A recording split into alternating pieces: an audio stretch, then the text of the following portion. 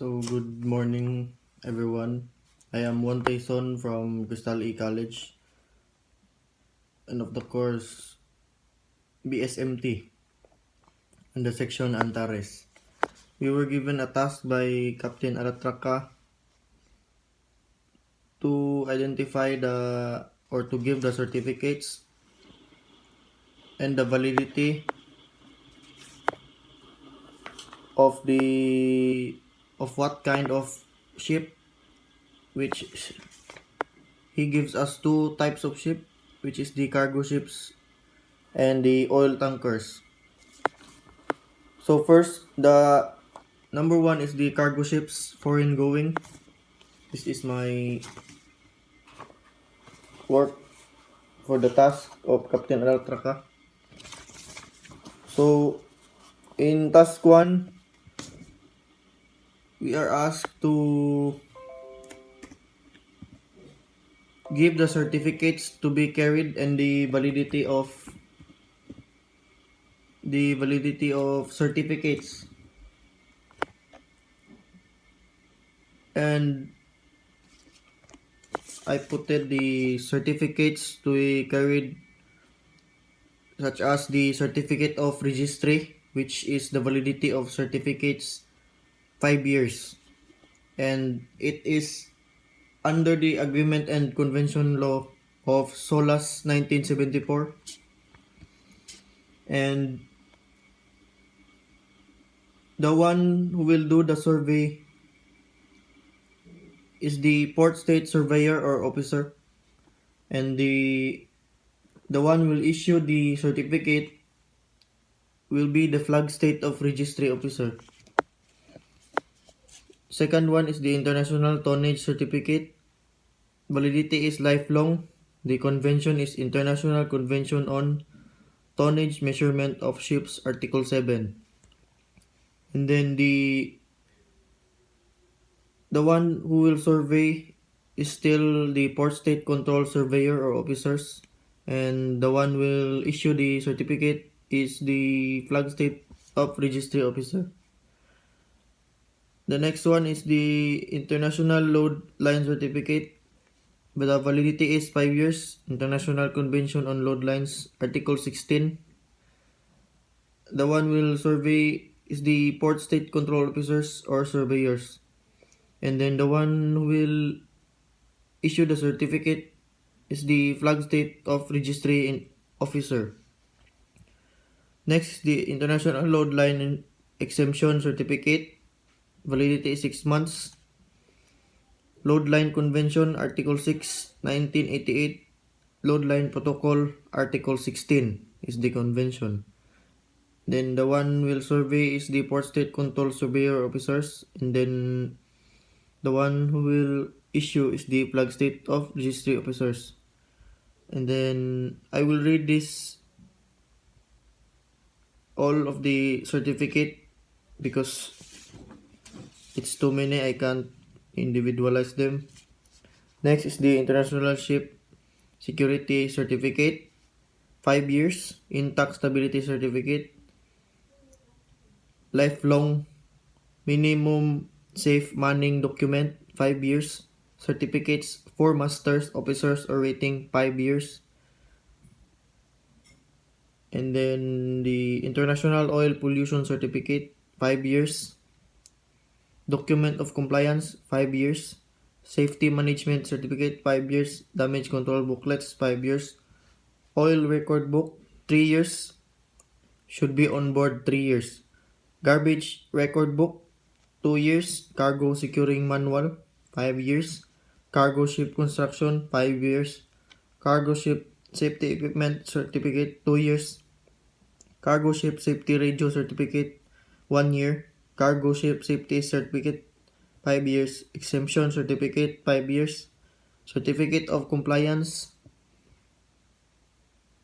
with Special Requirement for ships carrying dangerous goods, 5 years. Dangerous Goods Manifest or Stowage Plans, 5 years.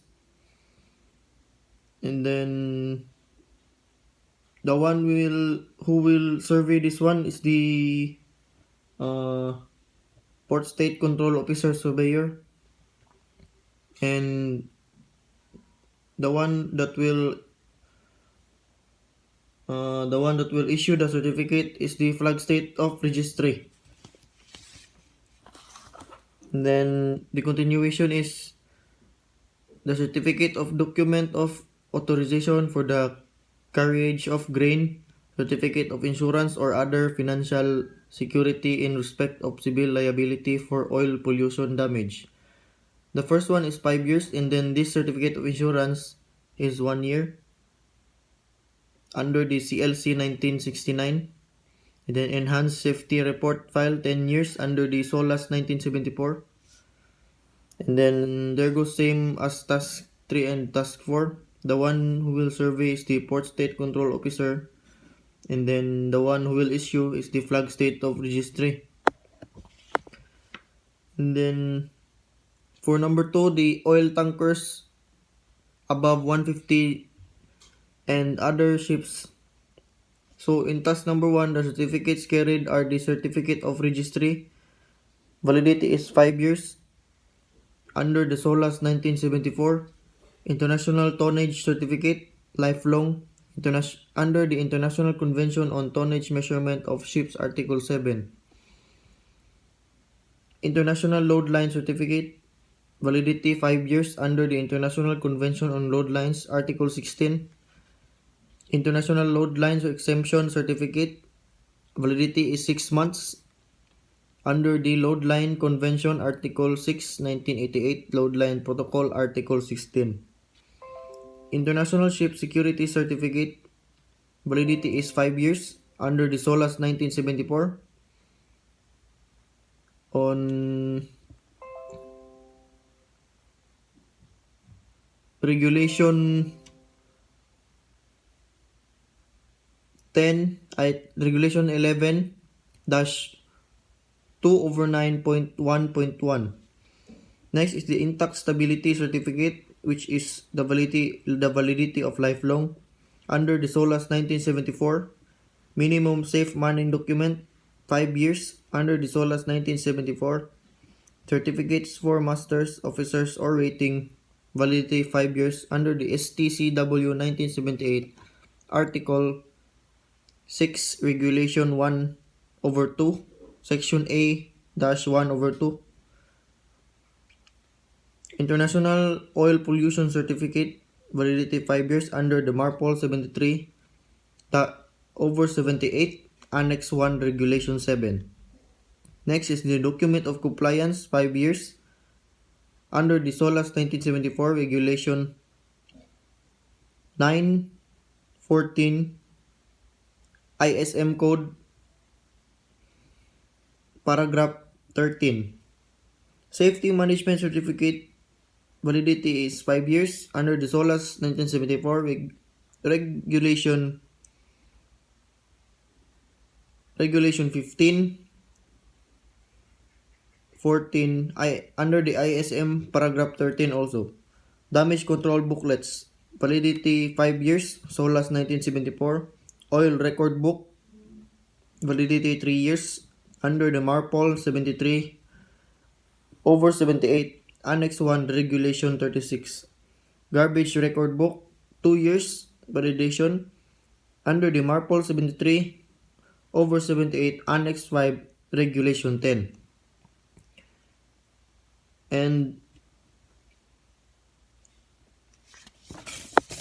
next is the Cargo Securing Manual, validation is 5 years under the MARPOL 73/78. Next is Dedicated Clean Ballast Tank Operation Manual, validation is 5 years, MARPOL 73/78. Next is the Crude Oil Washing Operation and Equipment Manual, or COW Manual. The validation is 5 years under the MARPOL 73/78. Condition Assessment Scheme, or CAS, Statement of Compliance, CAS Final Report and Review Record. Validation is 5 years under the MARPOL 73/78. Hydrostatically Balanced Loading, or HBL, Operational Manual. validation is 5 years under the MARPOL 73/78. Next is oil discharge monitoring and control ODMC operational manual. The validation is 5 years under the MARPOL 73/78. The last one is the subdivision and stability information. The validation is 5 years and it is also under the MARPOL 73/78. And for all the task number 3, which is the one who will survey, is still the port state control surveyor or officer. And the task number 4, it's either the one who will issue the certificate could be the flag state of registry officer or the International Maritime Organization. Thank you.